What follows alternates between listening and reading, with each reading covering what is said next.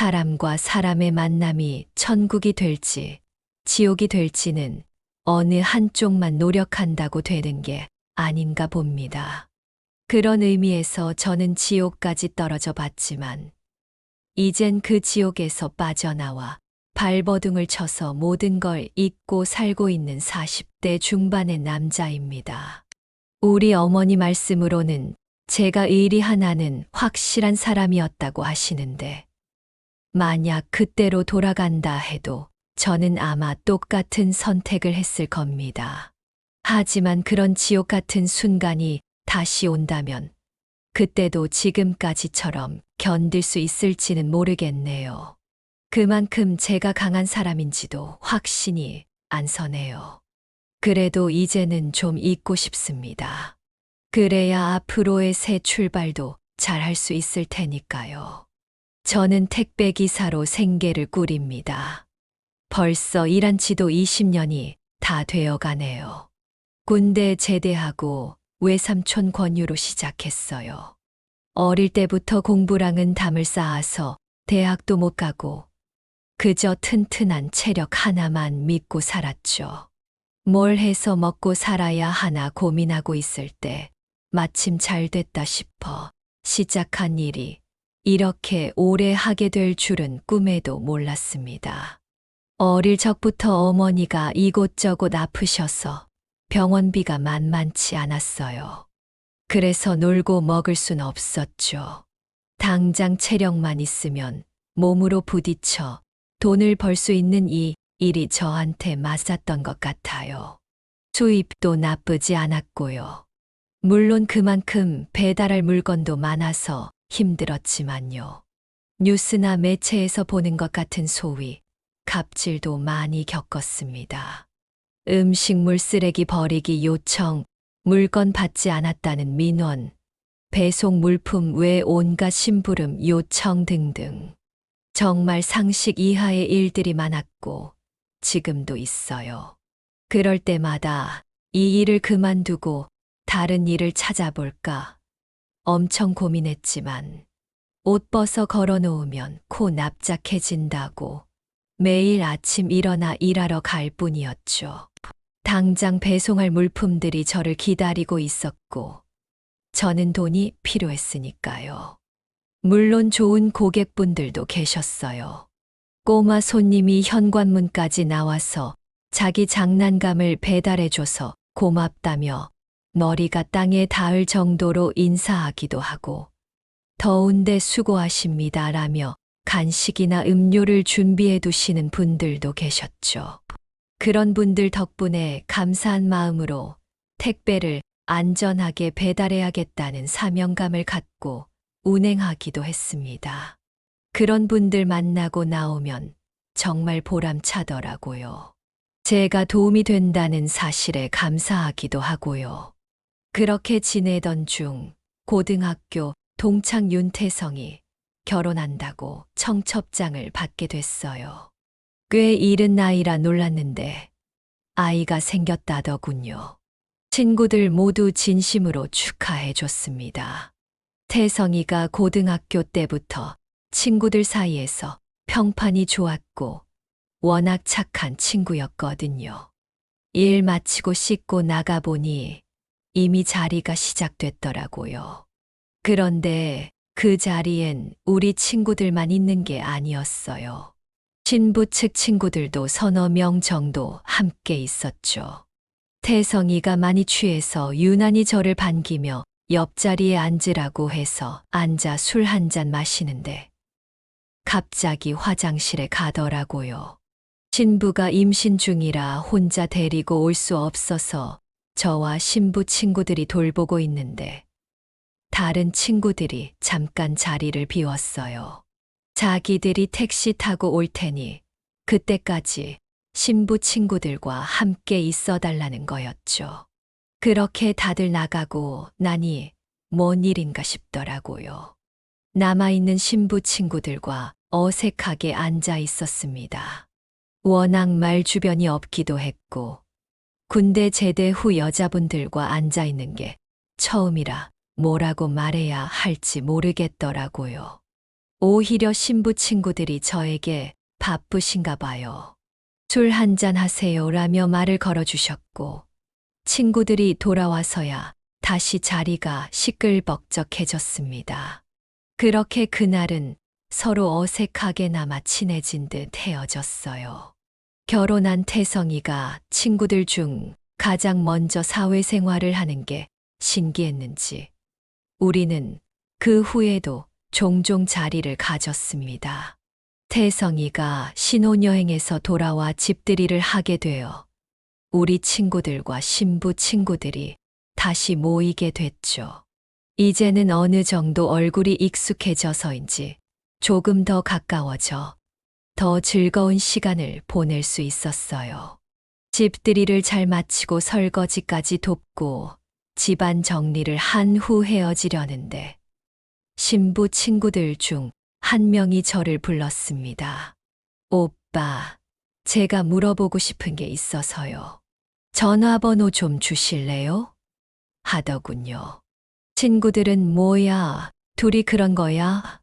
하며 놀리고 여자분들은 킥킥거리고 있길래 자리를 빠져나오고 싶어 얼른 번호를 알려주고 돌아왔습니다. 그날 밤, 오빠, 저 지은이에요. 잘 들어가셨어요? 라고 문자가 왔어요. 솔직히 설레기도 했지만 좀 두려웠습니다. 여자들이 좋아할 직업도 아니고 집안 형편도 좋은 편이 아닌데 내가 지금 여자를 만나도 될까 하는 걱정이 앞서더라고요.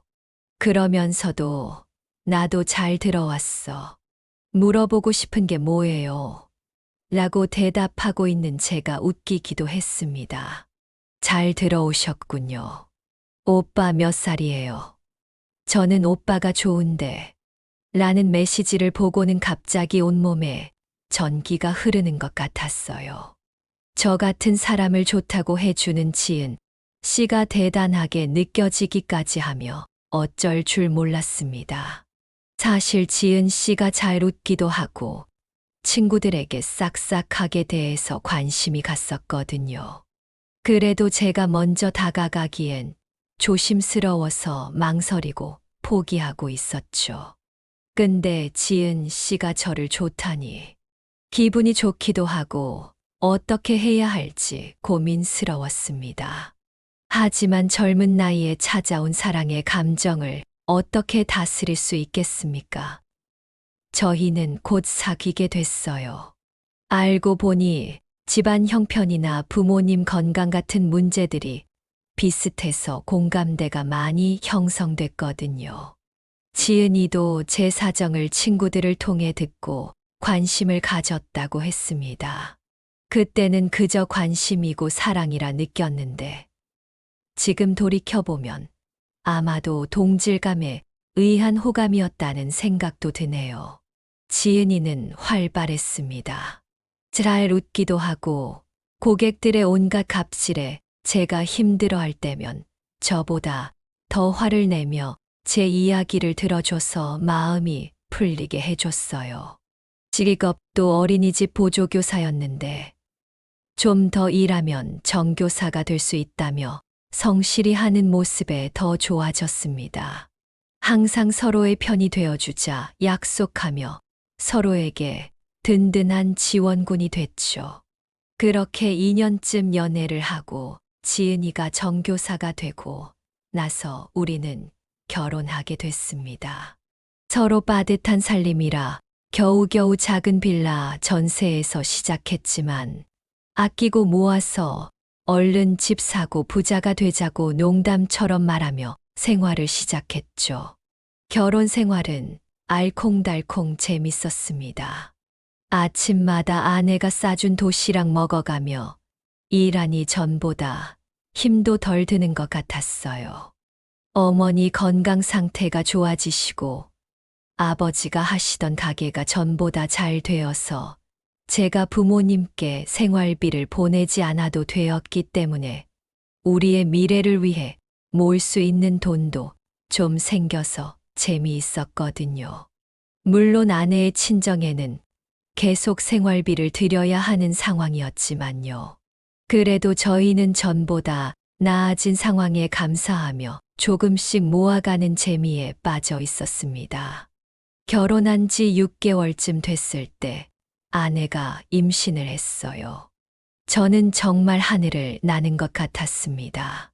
이제 세상이 저에게 그동안 고생했다고 상을 준다고 생각했어요.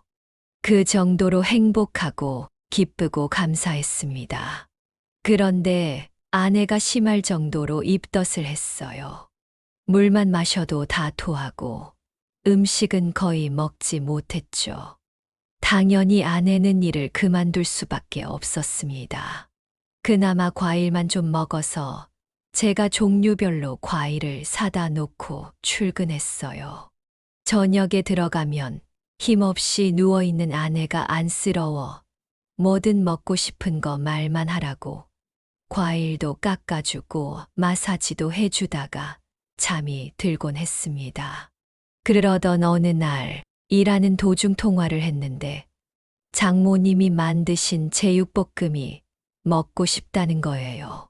그래서 장모님께 미리 연락드리고 퇴근하며 고개를 숙여 제육볶음 좀 해달라고 부탁드렸습니다. 처갓집에 별도 거실이 없어서 음식이 되는 동안 아내가 쓰던 방에서 기다리다가 아내의 졸업 앨범을 발견해 펼쳐보게 됐어요. 앨범 첫 장에서 뭔가가 툭 떨어져서 보니 아내의 성적표였습니다. 간혹 3등도 있었지만 대부분 1등이더라고요. 이렇게 공부를 잘했는데 가정 형편 때문에 대학도 못 가고 일만 했던 아내를 생각하니 마음이 아팠습니다.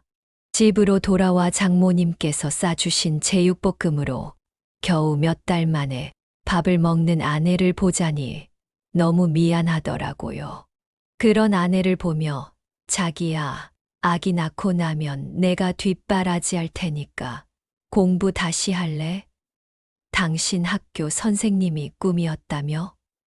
하고 물었죠. 근데 아내는 아니야. 괜히 너 고생하는 것 같아서 그렇지. 난 지금도 좋아. 어쨌든 아이들하고 생활하잖아. 라고 말하더군요. 그런데 내가 더 측은하게 느껴진 건 왜였을까요? 그래서 일단 아이 낳고 우리 다시 이야기하자. 공부하는 거 조금만 늦추면 할 수 있어 라고 말하고 아내 입덧 돌보는 일에 더 집중했습니다. 그렇게 10달을 꽉 채워 건강한 아들이 태어났죠. 굉장히 힘들게 난산으로 아이를 낳은 탓에 아내는 이틀 동안 몸져 누워 있을 정도였어요. 그런 아내에게 더 잘하고 살겠다고 다시 다짐하고 또 다짐했습니다. 아이의 돌이 지나자 저는 아내에게 공부하라고 다시 권했어요. 아직 당신 젊고 35에 임용되더라도 정년까지 30년은 일할 수 있잖아. 나야 원래 공부에 관심 없었지만 당신은 아니잖아. 아깝잖아. 그리고 우리 아들 엄마가 교사하면 얼마나 좋아. 라고 하니 아내는 눈물을 흘리며 고맙다고 하며 공부를 시작했습니다. 그렇게 2년을 공부하고 아내는 지역 교대에 당당히 합격했습니다. 그리고 4년 뒤 졸업과 함께 임용에도 성공했죠. 아내에게 자기야, 너무 고마워. 정말 너무 수고했어. 정말 너무 고마워라며 이야기하는데 눈물이 나더라고요. 아내는 제 손을 꼭 잡더니 여보, 진짜 당신 없었으면 난 못했어. 혼자서 너무 고생 많았지. 앞으로 내가 갚을게라고 하더군요. 그간의 고생들이 다 사라지는 것 같았습니다. 사실 애초에 고생이라고 생각해 본 적도 없었지만 그래도 그저 좋았어요. 하지만 우리의 고난은 그때부터 시작됐습니다. 아내가 우리 지역에서 2시간 떨어진 곳으로 발령을 받아 주말 부부를 시작할 수밖에 없었거든요. 아내가 새로 시작하는데 방해가 될 수 없어 흔쾌히 사택으로 짐도 날라주고 아이에게도 잘 설명해 줬습니다. 아이가 엄마 없이 지내기 힘들어라며 울기도 했지만 모두 다 이해했어요. 아내는 주말마다 와서 전처럼 요리도 해주고 아이와도 꼭 붙어 있더군요. 아이도 그런 엄마를 얼마나 기다리고 반기던지 보는 제가 눈물이 날 정도였습니다. 그래도 행복했어요. 아내는 월급을 받아 장모님 생활비로 보내드리고 본인 용돈을 제외하고는 저희 계좌로 송금했어요. 그러지 말라고 해도 얼른 집 사서 가족 다 같이 살자며 얼른 모아달라고 하더라고요. 정말 너무 고마웠습니다. 저도 피우던 담배도 끊어가며 정말 아껴 모았어요. 아내가 있는 도시 근처로 이사 가려고요. 그렇게 1년의 시간이 지나자 아내 학교에 이런저런 일들로 주말에 오지 못하는 날들이 많아졌어요. 아이는 기다리다가 실망하고 혼자 방에서 울더라고요. 아내를 닮아 머리가 좋은 건지 유치원에서 배운 내용 중 이런저런 자랑거리를 쌓아두었다가 아내에게 보여주고 했었는데 그걸 못해서인지 유치원에서도 문제 행동들을 일으키곤 했어요. 그런 문제들을 상의하기 위해 연락을 시도했지만 아내는 연락도 잘 되지 않았습니다. 그러다가 밤늦게 전화가 와서 너무 바빠. 나 피곤해. 나중에 이야기하자라며 일방적으로 전화를 끊곤 했어요. 그런 아내에게 처음엔 그럴 수도 있겠지라며 이해하려고 했지만 나중에는 섭섭해지고 화가 나기 시작했습니다. 그러던 어느 날 제 친구 태성이와 결혼한 혜지 씨에게서 연락이 왔어요. 오랜만이라 반갑기도 했지만 무슨 일인지 의아했습니다. 그래서 무슨 일이세요? 잘 지내시죠? 라고 물으니 저한테 들었다고 말씀하시면 안 돼요 라며 말을 시작하더군요. 저는 다 듣고도 그럴 리가 없어요.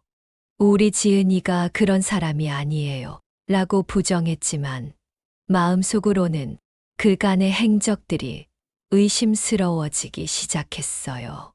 복잡해진 마음에 어쩔 줄 몰라 하는 저에게 혜지 씨는 저도 아니길 바랍니다. 그런데 지은 씨 학교 근처가 저희 작은아버지 회사라 갔다가 우연히 봤어요. 근데 아무리 제 친구라도 오빠가 그렇게 고생하는 거 아는데 그냥 넘어갈 수가 없어서요 라며 울더군요. 혜지 씨, 이거 누구한테도 말하면 안 돼요. 오해일 거예요. 내가 알아보고 다시 연락할게요. 일단 고마워요 라며 전화를 끊었습니다. 머릿속이 어지러웠어요. 바람이란 말이 믿을 수가 없었습니다. 그럴수록 웃는 지은이의 얼굴만 떠오르더라고요. 그래서 마음을 다잡고 아내에게 전화를 걸었습니다. 생전 눈물이라곤 흘린 적 없는 제가 그땐 얼마나 울었는지 모릅니다. 전화를 받는 아내에게 뭐해? 라고 물으니 오늘도 너무 바빠서 이제 사택 들어왔어. 겨우 앉아있는 중이야. 민준이는 잘 자. 라고 하더군요. 그래서 민준이가 엄마 많이 찾아. 그래도 주말에는 보잖아. 유치원에서도 원래 얌전하던 애가 애들이랑 싸우고 그런데 라고 하니 알았어. 바쁜데 어떡하란 말이야. 일단 시간 보고 갈게라며 피곤하니 자겠다고 전화를 끊더라고요.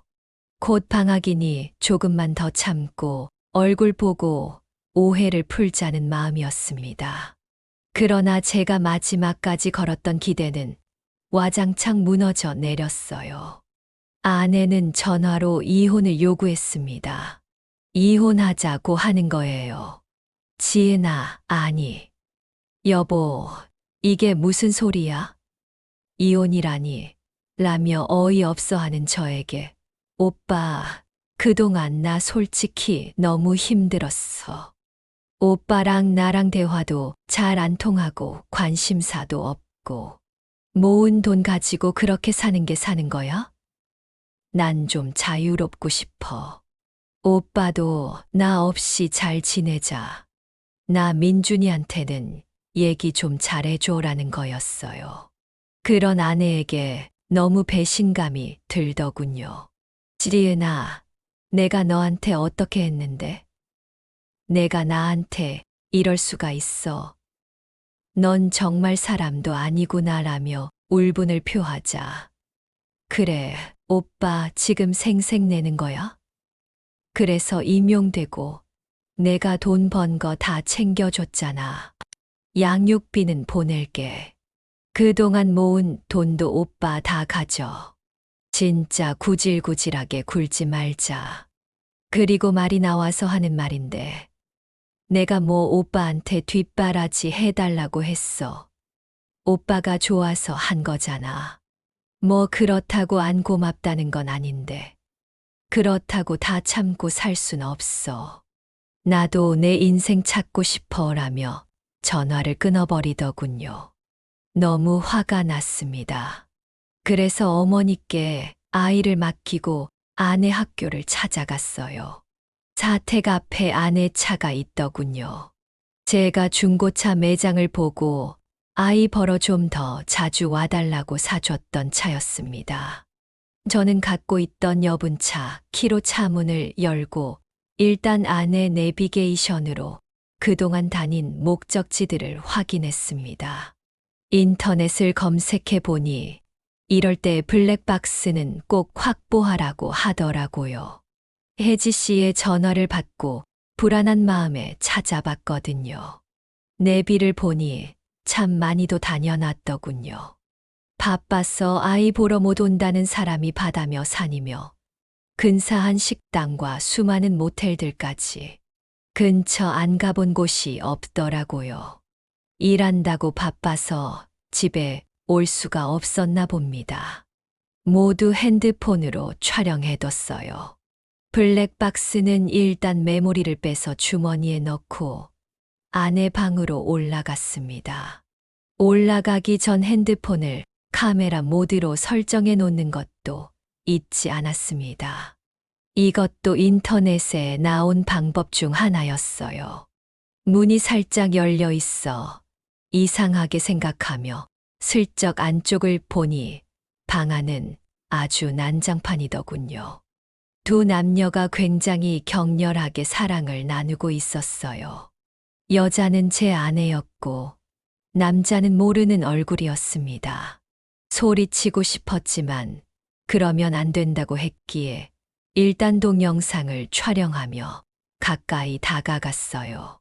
정신이 팔려 저를 눈치채지 못하고 붙어있는 두 사람을 사진 모드로 찍기 시작하자 찰칵 소리 때문인지 깜짝 놀라 뒤돌아보더군요. 계속 사진을 찍었습니다. 반쯤 벗겨진 옷들을 급하게 추스리며 남자는 도망치듯 나가버렸고 아내는 절 죽일 듯이 노려보더군요. 그런 아내를 보고 있자니 제 자신이 너무 초라해서 눈물이 났어요. 그래서 그냥 아무 말도 못하고 돌아서는데 이래서 내가 오빠랑 이혼하자는 거야. 이게 무슨 짓이야? 뭔 변태 짓이냐고. 지금 찍으면 어쩔 건데? 라고 소리치더군요. 더 있다가는 제가 무슨 일을 저지를 것 같아 얼른 빠져나왔습니다. 차에 앉아 어떻게 해야 할지 고민하다가 장모님이 떠올랐어요. 그래서 장모님 댁으로 갔습니다. 가서 어머니, 어떻게 이럴 수가 있어요? 지은이가 다른 남자가 생겼습니다. 라며 울었습니다. 그런데 장모님은 이미 알고 계셨는지 놀라지도 않으시며 뭐 어쩌겠어. 페어링이라는 말도 있잖아. 애 낳고 난 산 넘어 산이니까 그냥 좋게 보내줘. 자네 고생한 거 나도 알고 다 알지. 그렇게 사람이 수준 맞는 사람하고 붙게 되어 있어. 예전에 집안 형편 때문에 한껏 낮춰서 시집이라도 가는 거였는데 영 아닌 걸 어쩌겠나. 같은 교사끼리 말도 잘 통하고 서로 얼마나 의지가 되겠어. 그냥 원래 안 될 인연이었는데 여기까지 온 것만으로도 감사하게 생각해라고 개소리를 하시더군요. 저는 그 길로 처갓집에서 나와 길바닥에서 얼마나 울었는지 모릅니다. 하지만 이대로 무너질 수 없었어요. 우리 아들 때문이라도 이 사람들을 가만히 둘 수가 없었습니다. 아내와 그 남자를 상대로 간통 위자료, 소송을 시작했어요. 변호사분도 증거를 보시더니 양이 많지는 않지만 충분하다면서 합의 금액도 크게 보라고 하시더군요.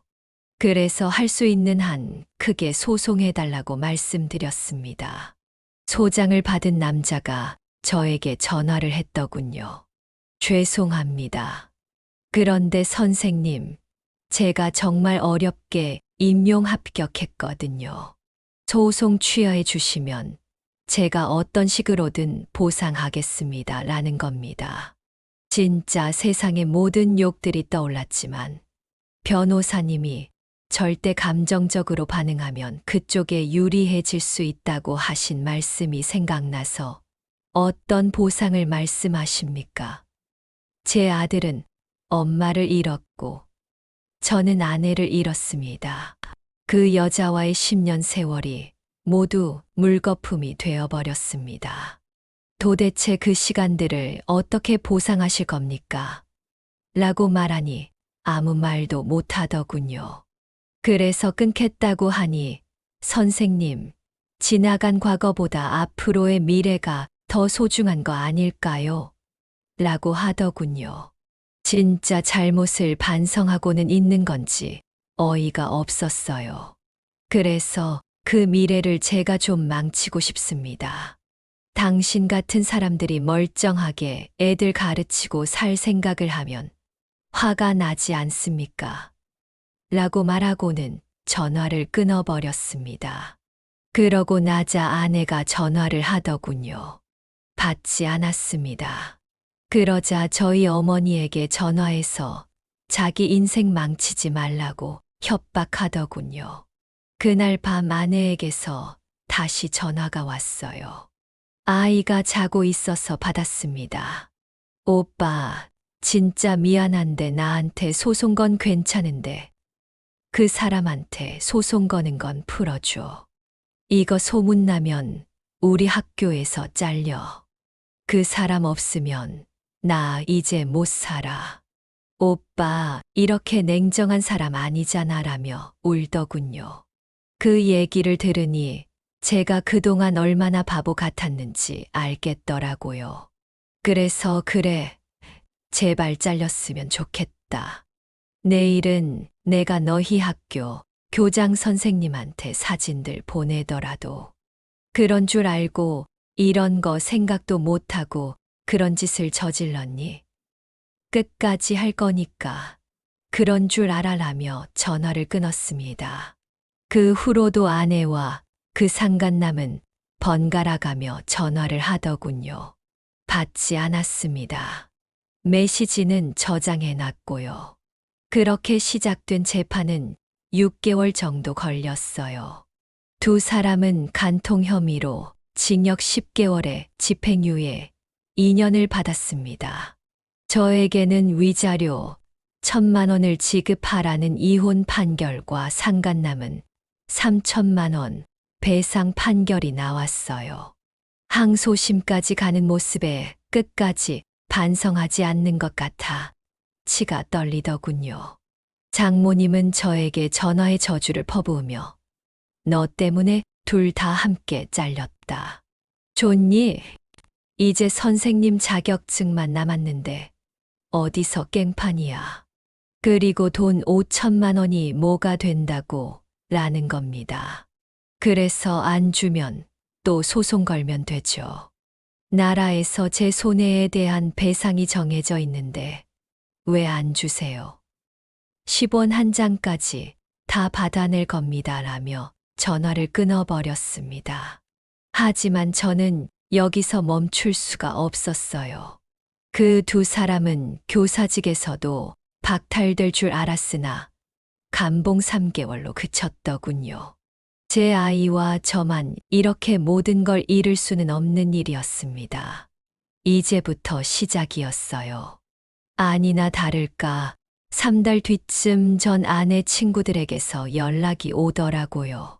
두 사람 결혼식 한다고요. 남자가 초청장을 돌리는데 친구들 다 부른 거 보면 그쪽 친척들은 내용 모르는 것 같다고 말이죠. 그래도 엄마라고 아이에게는 미안했지만 그것들을 곱게 결혼하게 둘 수 없었습니다. 그래서 제 몸의 앞뒤로 커다란 피켓을 만들어 달고 두 사람이 불륜을 저지르는 사진과 판결문을 크게 복사해 붙였어요. 그리고 저희의 가족 사진은 손에 들고 똑같은 내용을 전단지로도 만들었습니다. 결혼식장 입구에서부터 사람들에게 나누어 주며 식장 안으로 들어갔어요.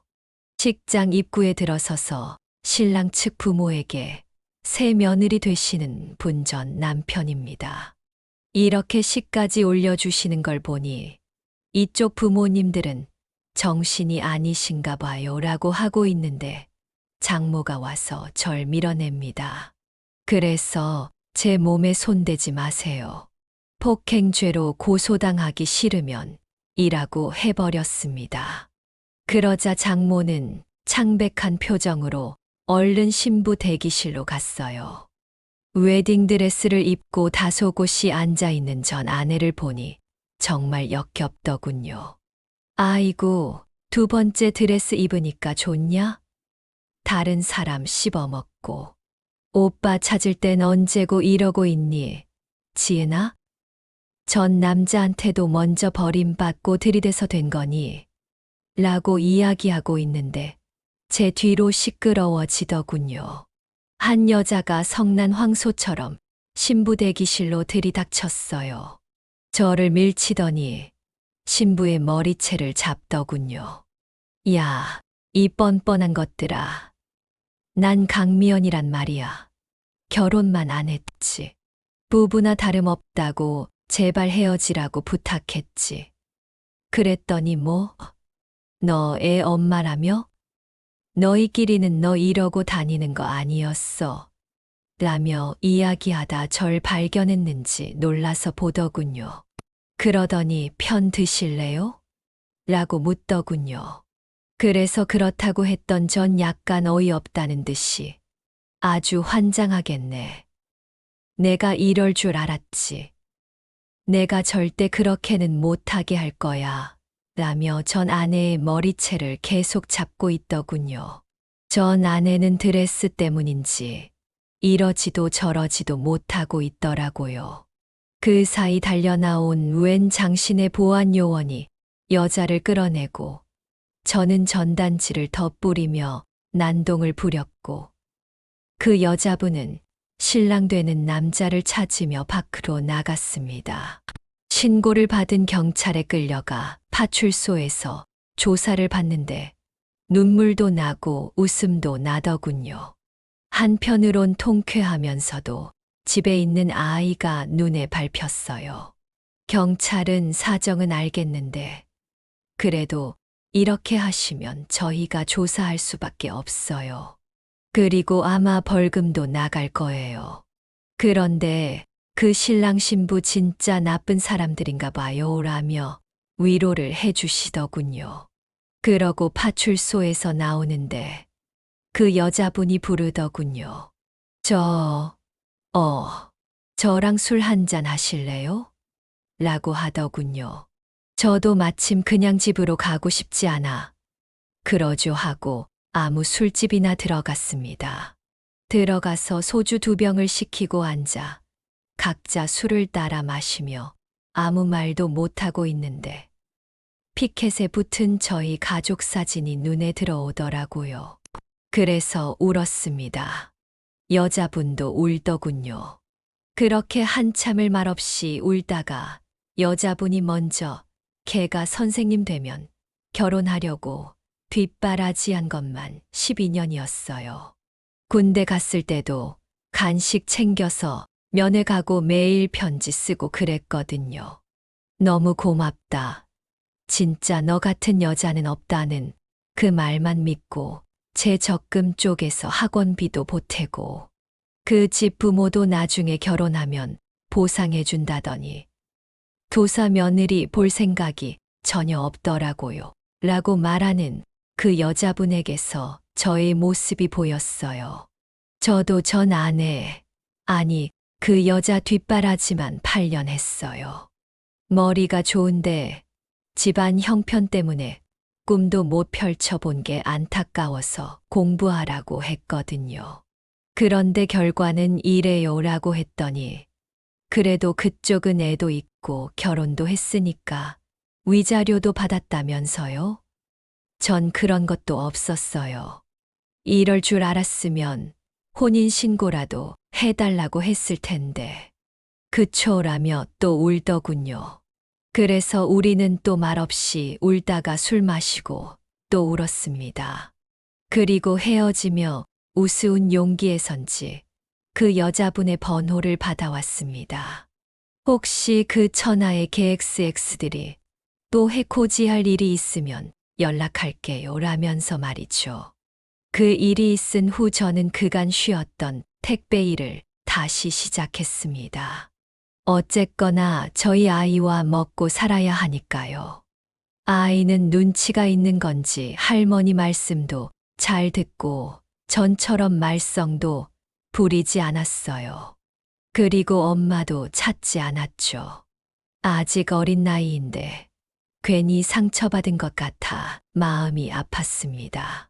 그래서 더 열심히 일상으로 돌아가려고 노력했어요. 어머니는 그런 절 보며 천하에 이런 계집이 다 있나. 착한 내 손자 속을 저렇게 후벼 놓다니 라며 혀를 차곤 하셨습니다. 그래도 아이 앞에서는 그러지 마시라고 이야기하며 제 할 일을 했어요. 그러던 어느 날 어느 옷가게로 특별 배송을 갔는데 어디서 낯이 익은 얼굴이 있었습니다. 미연 씨더군요. 그래서 인사를 했더니 어머 여기서 뵙네요. 연락하신다. 그래서 기다렸어요. 라고 하더군요. 결국 배신당했대요. 학교 사이에서 소문이 퍼져서 벌 받는 게 좋겠다고 하더라고요. 아셨어요? 라며 말이죠. 건너 듣긴 했어요. 장모님이 전화하기도 했고요. 그날 괜한 짓을 한 건 아닌가 봐요 라며 웃었더니 걔네 부모도 저한테 빡빡 우기더라고요. 그 학교 학부모 중에 제 친구가 있어서 소문이 났나 봐요. 교장실에 엄마들 찾아가고 난리가 났었다고 하더라고요. 라고 하더군요.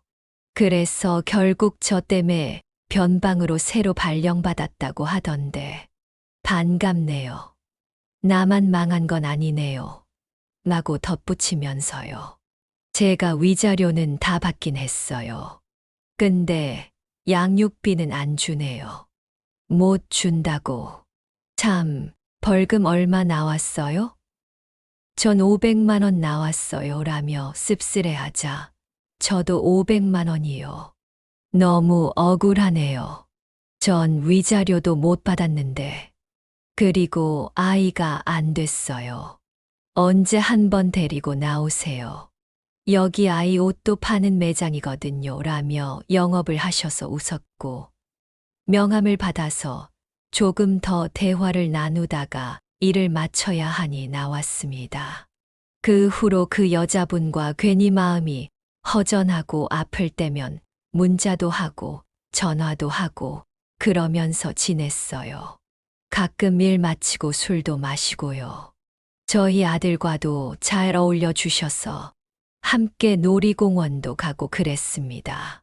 저와 동갑이고 비슷한 아픔이 있다 보니 이해가 되는지 대화가 잘 통하더군요.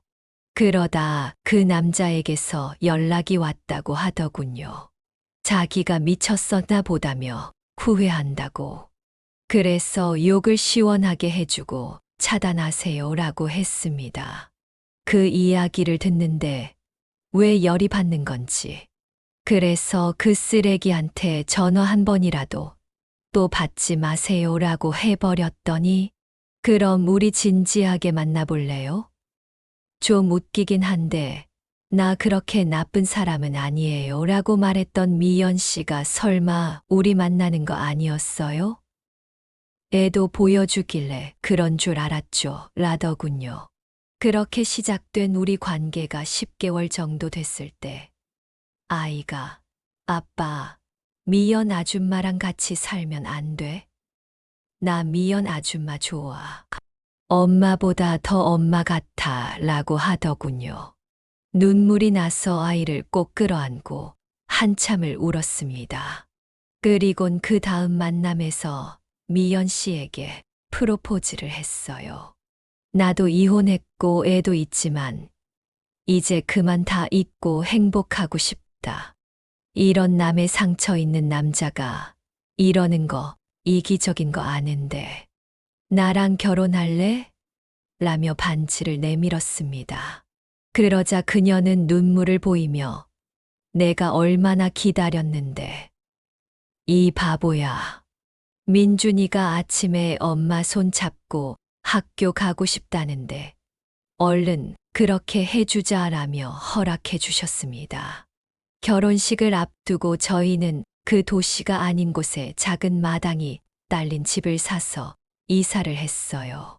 그리고 이곳에서 행복하게 잘 살고 있습니다.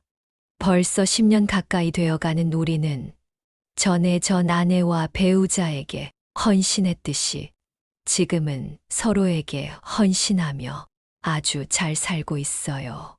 서로의 아팠던 과거는 보상받은 것보다 훨씬 더 많이 치유되었고 행복하게 앞으로도 저희가 쭉 잘 살 수 있게 빌어주시길 바랍니다. 읽어주셔서 너무 감사합니다. 지금까지 사연 들어주셔서 감사합니다. 재미있으셨다면 구독과 좋아요를 눌러주세요. 감사합니다. 안녕히 계세요.